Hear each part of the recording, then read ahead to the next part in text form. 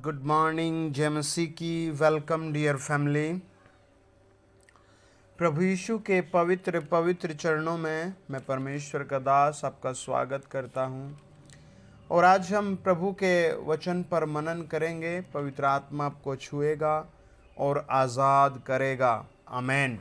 अगर आपके पास वचन है तो आप हर फील्ड में सक्सेस होंगे। कोई दुष्ट आत्मा आपको नहीं छुएगी। अगर आपके पास वचन है, कोई मुकदमा, कोई भी जादू टोना गुस्सा आपका हिस्सा नहीं होगा। आपके हिस्से में परमेश्वर की ब्लेसिंगें ब्लेसिंगें ब्लेसिंगें रहेंगी। आमीन। आप मेरे साथ पढ़िए दूसरा कुरिन्थियों 9 अध्याय उसका 6 से 11 वचन तक। परंतु बात यह है, जो थोड़ा बोता है वह थोड़ा काटेगा, और जो बहुत बोता है वह बहुत काटेगा। हर एक जन जैसा मन में ठाने वैसा ही दान करे, न कुड़कुड़ के और न दबाव से, क्योंकि परमेश्वर हर्ष से देने वालों से प्रेम रखता है। प्रेम परमेश्वर सब प्रकार का अनुग्रह तुम्हें बहुतायत से दे सकता है, जिससे हर बात में और हर समय सब कुछ जो तुम्हें आवश्यकता हो तुम्हारे पास रहे, और हर एक भले काम के लिए तुम्हारे पास बहुत कुछ हो। जैसा लिखा है, उसने बिखेरा, उसने कंगालों को दान दिया, उसको धार्मिकता सदा बना रहेगा, या उसके धर्म सदा बना रहेगा। अतः जो बोने वाले को बीज और भोजन के लिए रोटी देता है, वह तुम्हें बीज देगा, उसे फलवंत करेगा और तुम्हारे धर्म के फलों को बढ़ाएगा। तुम हर बात में सब प्रकार की उदारता के लिए, जो हमारे द्वारा परमेश्वर को धन्यवाद करवाती है, धनवान किए जाओ। Listen carefully. आइए प्रार्थना करें। अपने हाथ उठाओ जहाँ कहीं मुझे सुन रहे हो। खुदाबंद खुदा, तेरे लोग आज ब्लेस किए जाएं, तेरे लोगों के मध्य से रोग निकाले जाएं, बीमारी निकाली जाए, गरीबी निकाली जाए। तेरे लोगों के मध्य से डिवल पावर को, डिवल स्पिरिट को यीशु मसीह के नाम से बाहर किया जाए। हर मुकदमे को, झगड़े को, क्लेश को बाहर किया जाए। मोटापे को, दाग धब्बों को, दर्दों को, रसोलियों को, पथरियों को तेरे लोगों के मध्य से बाहर निकाला जाए। शैतान मेरी आवाज़ सुने और भाग जाए लोगों को छोड़कर। यीशु, तेरे वचन को पढ़ने पर आशीष आए। प्रभु, तेरे लोग सुने और आशीषित हो। आमीन। Listen carefully. परमेश्वर का वचन कहता है, बात यह बहुत मजबूत है, जो थोड़ा बोता है वह थोड़ा काटेगा, और जो बहुत बोता है वह बहुत काटेगा। ये डिपेंड करता है आपके ऊपर। कई बार लोगों को लगता है कि शायद ये सारी बातें घूम कर पैसे पर आते नहीं। ये सारी बातें घूम कर जब आपके हाथ में पवित्र शास्त्र हो तो ये आत्मिकता पर आती है। आप बड़े ध्यान से समझे, यीशु मसीह जीवित परमेश्वर है। यीशु मसीह नासरी पवित्र परमेश्वर है। यीशु मसीह नासरी आपसे प्यार करने वाला प्रभु है। आपकी भावनाओं की कदर करने वाला प्रभु है। अब आप अपनी कितनी कदर कराते हैं, ये आपकी जिम्मेदारी है। वचन कहता है, जो थोड़ा बोता है वह थोड़ा काटेगा। आप क्या 2 ही मिनट प्रार्थना करते हैं? क्या आप हमेशा 10 रुपीज़ ही प्रभु को भेजते हैं? क्या आप हमेशा एक ही गीत गा पाते हैं? आप कितना ज़्यादा और कितना थोड़ा करते हैं? क्या आप संडे को, जब आपकी छुट्टी होती है, अनदर डे आपका हॉलीडे होता है, तब आप ताश खेलते हैं, गलियों में फिरते हैं, या बाज़ारों में घूमते हैं, या व्हाट्सएप पर, फेसबुक पर, इंस्टाग्राम पर, या दूसरी ऐप्स पर लगे रहते हैं?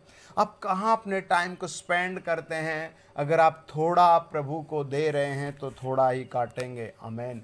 लेकिन अगर आप थोड़ा ज़्यादा प्रभु को करते हैं, आप फिर और ज़्यादा करते हैं, आप फिर और ज़्यादा करते हैं, परमेश्वर स्वर्ग से देखता और कहता है, मैं जाऊंगा, मेरे एंजल्स जाएंगे और मैं इसके लिए ज़्यादा काम करूंगा, मैं इसको ज़्यादा ब्लेसिंग दूंगा, मैं इसके घर की स्थिति ठीक करूंगा, मैं इसके परिवार की स्थिति ठीक करूंगा, मैं इसके घर में आए बार बार अटैक को कैंसल करूंगा। ये परमेश्वर का प्लान और आवाज़ है।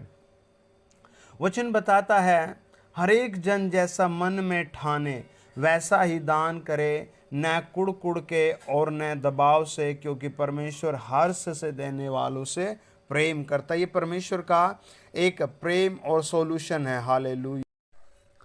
वचन बताता है, प्रभु का वचन कहता है, हर एक जन जैसा मन में ठाने। अगर कोई आपसे बार बार कह रहा वचन पढ़ो वचन पढ़ो, तो आप वचन पढ़ेंगे बट नॉट फ्रूटफुल में भी, शायद मुझे लगता है शायद वो फ्रूटफुल नहीं होगा। अगर कोई आपसे कहे बार बार के दान करो और आप फिर आप दान करते हैं, तो मुझे नहीं लगता शायद मेरे थॉट्स के अकॉर्डिंग के वो ज़्यादा एक्सेप्टेबल होगा, ग्रहण योग्य होगा। अगर आप दिल से सोच कर आते हैं, यार मैं संडे मीटिंग तो नहीं गा, लेकिन मेरी जो भेंट, मेरी जो 100 रुपीज़ प्रभु को भेजने हैं, मैं क्यों ना इन्हें 120 करके भेजूं। मुझे अगले संडे जाना है और 500 प्रभु को देना है। इस सप्ताह मेरी 4 छुट्टियां हैं, तो मैंने हर दिन 5-5, 6-6, 10-10 अध्याय बाइबल के पढ़ने हैं। ये एक परमेश्वर के साथ हर्ष की बात है। ये परमेश्वर के साथ एक ईमानदारी की बात है। ये परमेश्वर के साथ एक जुड़े रहने की बात है। ये परमेश्वर के साथ एक काम करने की बात है। परमेश्वर का वचन कहता है, तुम हर बात में सब प्रकार की उदारता के लिए जो हमारे द्वारा परमेश्वर का धन्यवाद कराती है, धनवान किए जाओ। कुछ भेंटें आदमी को रुला देती हैं। क्या आपने कभी ऐसा काम किया है प्रभु में? क्या आपने कभी इतना परिश्रम किया है कि आपकी बॉडी बहुत रोने लगे, मना करने लगे, आपकी हड्डियां बहुत ज़्यादा खुश ना हो काम करते करते? क्या आपको कभी लगा है कि ये 1 लाख मुझे प्रभु को, मेरे काम के पर मैं प्रभु को भेज रहा हूँ? ऐसा बहुत बार होता है। मेरी मिनिस्ट्री में बहुत सारे भाई बहन हैं ऐसे, जो बहुत काम करते हैं, बहुत प्रबल है, लेकिन जैसी उनकी इनकम बढ़ी वो 10% घटा गए, वो फिर वापस लौट आए अंधकार में। मैंने बहुत लोगों को देखा है।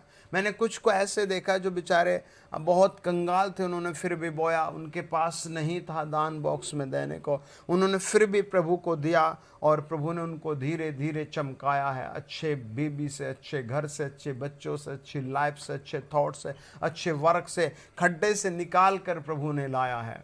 आप इस बात को सीखे समझे। यीशु मसीह आपकी भावनाओं की कदर करता है।